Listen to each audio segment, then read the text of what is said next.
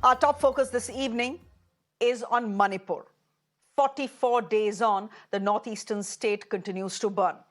At least 115 people have lost their lives in ethnic clashes that broke out on May 3rd. Over 40,000 people have been displaced so far. In the last 24 hours, homes of two BJP leaders have been burned down in the state. Last night, a mob of 1,000 gathered outside the residence of Union Minister R.K. Ranjan Singh and hurled petrol bombs on it and essentially burnt it down. This was the second time his house was attacked amidst the ongoing unrest in Manipur. My colleague Nibir is in Imphal and sends us this report. Following incidents of fresh violence in Imphal, midnight there was a vandalism incident in Lekai area of the Imphal, and this house has been vandalized, and this is the house of Union Minister of State R.K. Ranjan and also BJP MP from Manipur. As you can see here, the entire house was demolished and vandalized midnight. Around 1 a.m. the entire incident started from 10:45 p.m. and it continued until midnight. And as you can see, the entire house has been vandalized. The garage area here has also been totally demolished. As you can see, the cars are already burnt here, and the entire structure here in front of the garage has been destroyed. If you look into the left side of the camera, you can see that the cars there that were there have been demolished. And this incident happened midnight yesterday when unidentified miscreants barged into this particular area, into the minister's house, and vandalized the entire property. Entire residential property has been vandalized. As you can see, the smokes are still coming out of the property, coming out from the property. It took fire tenders as well as the locals pitching in to douse the flames. The pumps that were already there in the property were used to spray the water. You can see here the fire extinguishers are also there. These were used yesterday night to douse the flame. And as you see, if you see the property inside here, all the entrance has been totally demolished and vandalized. Now, R.K. Ranjan Singh, who is the MOS External Affairs, was not at home when it was torched. He was visibly upset and said that he had never imagined that his own people would one day turn against him. Remember, it's the BJP that is in power in the state of Manipur. Listen in to the minister. My own sweat, with prayer, I construct the house. But if someone is try to vandalize and demolish, I feel shocked. And I never expect such kind of attitudes and activities from my fellow citizens of this state. And I pray to God also not to happen again. And this is the second time. So now I feel that in first time I anyhow convinced them, and security protected the first issue. And that was in the early evening. And this time, yesterday, it was in the late night. Now, this was Thursday night. A night before that, that is on Wednesday night, the official residence of another leader, Nemcha Kipjen, she's the only female minister in Manipur, was burned down by attackers. She's a Kuki leader and is affiliated with the BJP.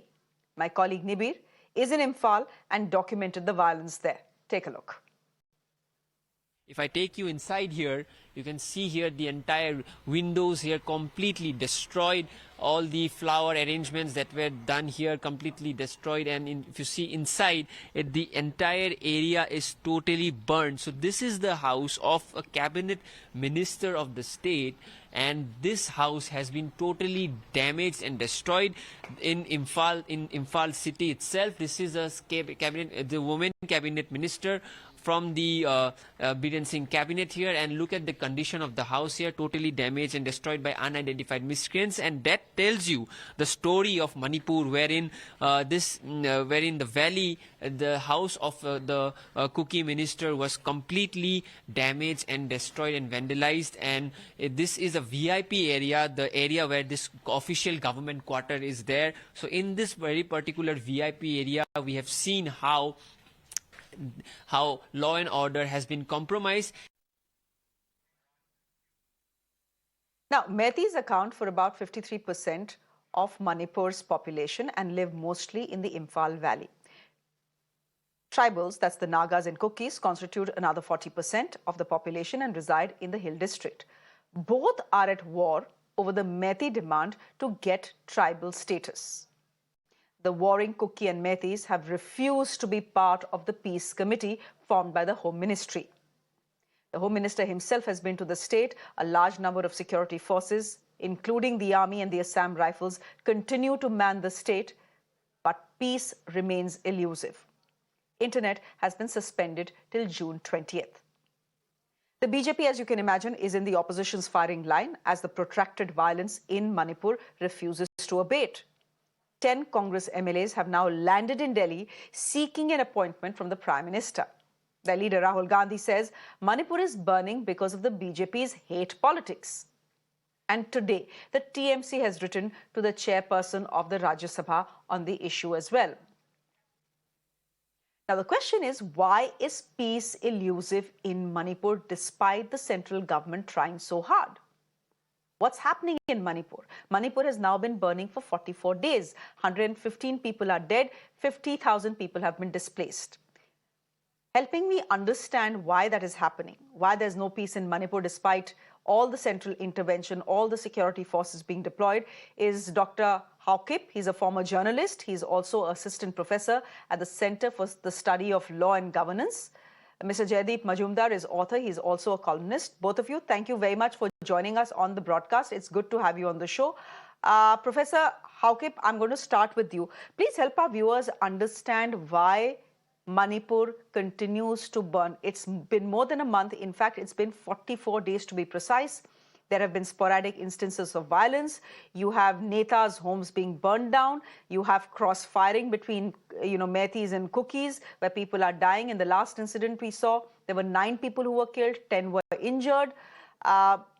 This despite the fact that there's a huge presence of security forces, and despite the fact that a peace committee has been instituted, the Home Minister has gone there, Hemanta Biswa Sarma has gone there. What's going on? What's the problem? What we have in Manipur is an organized riot. This in academics, political scientists call it as organized riot system, and it's very difficult to deal with it. And right from the beginning of this problem or mayhem, we have been saying that there should be imposition of president's rule to curb the activities of these organized rioters. But our voices never have been heard in Delhi or neither in Imphal. So these organized rioters, they have this new impunity. Till recently, we have been fighting the impunity of the armed forces in tackling any kind of violence or any kind of uprisings in the Northeast. But now we have this new impunity where the organized rioter have impunity to say anything, to do anything they like. So unless this is tackled tactically through the imposition of president's rule and stationing of neutral armed groups from the central government, I think it will be very difficult to deal with these situations. And today we are getting this new attention because the houses of politicians and one central government minister has been burned down. But look into the last 1.5 months. Thousands of houses of common people were incinerated by these organized rioters. And how do we stop this? It's only through the imposition of president's rule and the strengthening of neutral armed forces from the central government that we are going to tackle this. Otherwise, 15 days back, the Home Minister of India, Amidst, was there in Manipur, and he has been appealing to the people that maintain peace for 15 days, and we will try to resolve the political demands and political, problems of this state. But on the other hand, you see that this organized rioter has been attacking villages, gathering in thousands, and the security forces cannot, tackle all these people. And Dr. Haokip, we have the women. Dr. Haokip, You have spoken about organized rioters. Dr. Haokip, just give me a minute here. You have over and over again in the last 3 minutes spoken about organized rioters. Who are these organized rioters? Who are these rioters? And, It's very and, evident. and who is their patron? It's very evident, we have been saying in your television channel and others also that the Arambai Tengol and Mete Lipun, and there are many politicians who have been patronized, and we have to find out all those people who are benefiting politically from this kind of riot. And unless such, kind of investigation, such kind of politically, motivated riots are controlled, then this mayhem will continue. Okay. Jaideep Majumdar, do you agree with the good professor here that these are politically motivated organized riots and not ethnic clashes? I will agree, to only a certain extent with Dr. Haokip. Yes, he's very right when he says that the two radical Meitei groups, the Arambai Tengol and the Meitei Lipun, they have been, rioting. They have been attacking cookies. They have been attacking, and they also have the patronage of number of politicians in the state. That said, it takes two to tango. Let us be very clear about that. Kuki militants are also responsible for carrying out attacks. In fact, the first stone was cast in Churachandpur on May 3rd with the attacks on Meitei houses and persons, Meiteis, in Churachandpur. That sparked off the whole riot. Having said that, I agree with Dr. Haokip that this will go on till all the groups, Kuki militants and everyone, are disarmed. The two radical Meitei groups, they have looted arms from the police armories. That remains a fact. And that is condemnable. I mean, it has not happened anywhere in the country earlier. They need to be disarmed immediately. The army and the Assam Rifles have to carry out a very, very strong combing operation to disarm them. And at the same time, they also have to disarm the Kuki militants. Arms have to be disarmed. That's the first thing.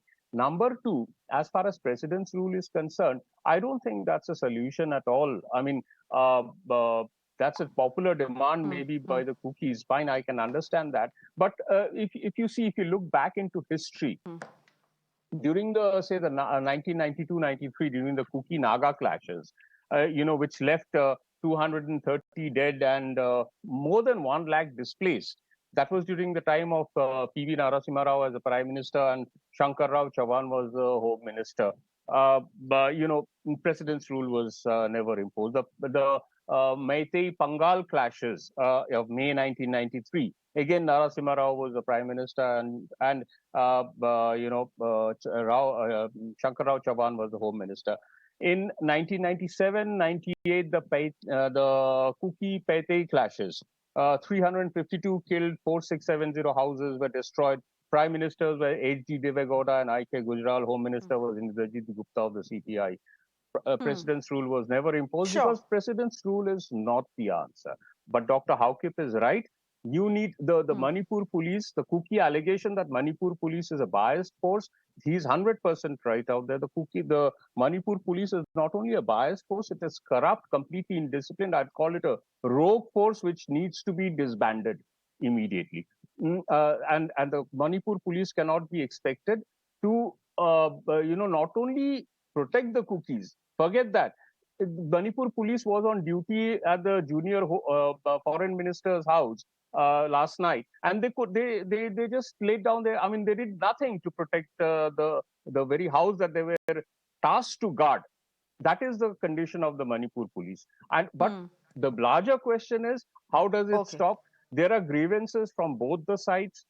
There are genuine grievances of the Kukis. There are genuine grievances of the Meiteis. I think the language of hatred which we are seeing right now, that has to be toned down, and sane voices have to prevail. Sanity has to prevail. And again, as I said in the first place, the two radical Meitei groups have to be disarmed right away, and the Kuki militants also have to be disarmed, and they should be confined back to their camps, the designated camps. Okay, so both of you are telling me that don't leave it up to the Manipur police. The Manipur police will never get the job done. They are corrupt and they have taken sides, right? But the fact is that it isn't just the Manipur police that is on the ground right now. I mean, there's a large contingent of the Indian Army and the Assam Rifles that is on the ground right now as well. In fact, my understanding is that after Kashmir, Manipur right now has the largest presence of the Indian Army on the ground. Now, this is a central force. This is certainly not biased. And yet you have a situation where there are sporadic violence, there is sporadic violence and sporadic violence that is killing, security personnel as well. Not just civilians on the ground, but security personnel as well. That is what I'm trying to understand. I mean, this is the strong arm of the Indian government is present in Manipur, and yet the violence, Jaideep, has continued for 44 days. The unfortunate part out here is that this is very, very unfortunate, is that while in the hills, the army and the Assam Rifles are carrying out combing operations, in the valley, they're constrained because they have been asked to accompany the Manipur police wherever they go. And we have seen of late that crowds of Meitei women, including elderly women, they stage dharnas outside army and Assam Rifles camps, prevent them from going out, prevent them from going to areas which are burning where disturbances have taken place. The killings of the 9 people the other day, I mean, that started off, we all know. I mean, though people will deny it, by the native groups attacking the Kuki villages in that area. And, when the army, when the Assam Rifles wanted to go in, the Meitei women stopped them. Yesterday, in a certain locality in Imphal, Meitei women stopped the troops from going into an area where 2 Kuki houses were burned down. So, the army's hands are like, one hand is tied behind their back by the state government. Now, the center has to intervene very, very decisively and firmly out here and say nothing doing. Let the army do its job, and the army will do its job if it's given a free hand like in Kashmir. But if you restrain the army in this manner, that they have to respect local sentiments, the Manipur police will accompany them wherever they go on raids in the valley. That won't work. Dr. Haokip, I'm running out of time on the show. But what Jaideep is saying is something that is being corroborated by a reporter on the ground as well. He was at a village, and there are village women who have sort of formed a cordon outside the village and are screening every individual who is going in, saying that there could be rioters in the garb of people coming to visit, and that is a risk we cannot take. But my point is, by the looks of it, the Kukis and the Meiteis themselves are not very interested in establishing peace, because if they were, they would not have opted out of this peace committee that the government has formed. It's a 51-member committee, and both the Meiteis and the Kukis are saying, sorry, we're not going to be part of it. The way peace committees are formed is, not right from the beginning itself, because people who were in the list were not consulted. I have confirmed a few of them that they have not been consulted, they were never consulted, and how can they, without any consultation, be a part of that peace committee? And the committee could be more inclusive rather than selecting few of them. And I would like to put an add to Jaideep's point of view also, that if you look into the riots in Imphal, it's systematic in the sense that few months back, there were identification of certain communities, specific community houses in Imphal, and on March 24, APSPA was totally removed from the Imphal area. So when the armed forces try to have some combing operations of radical groups, they are unable to do it because there is no armed forces. And I have this unpopular demand that APSPA should be imposed for a few months so as to control these radical groups. But that doesn't happen. Even the demand for president's rules is not Dr. happening. Haokip, to me it sounds Correct me if I'm wrong, Dr. Haokip, but to me it sounds that you are blaming the BJP for engineering these riots. Why would they do it? They are in government. Of course, I have said in the If their beginning that state burns for 44 days, it's a big embarrassment for them. yes, yeah. It's I have been from the beginning, day one, blame that there is a kind of political machination in these riots. So we have to carefully look into it and investigate it and it's very difficult to control or even calm down these riots because it has been engineered in such a system that it would last and it would have some certain political uh, uh, benefits from these riots. So it's a very difficult situation, and Okay. even for academics, it's very difficult to prescribe what has to be done and accept suggesting certain things. So it's very evident it's a kind of political machination that has been in place for quite some time now. Okay. Okay. We'll leave it there for the moment. It was good to chat to the two of you because we wanted to understand today what's happening in Manipur, what is going on in Manipur. It is 44 days, 150 people are dead, 50,000 people have been displaced. And the strong arm of the Indian law and government has not been able to curb the violence in the state.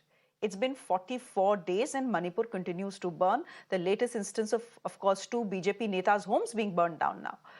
Thank you very much, Dr. Haokip, for giving us perspective. Thank you very much, Jaideep Majumdar, for joining us as well. Good to have both of you on the show. Thank you so much. We are shifting our focus from the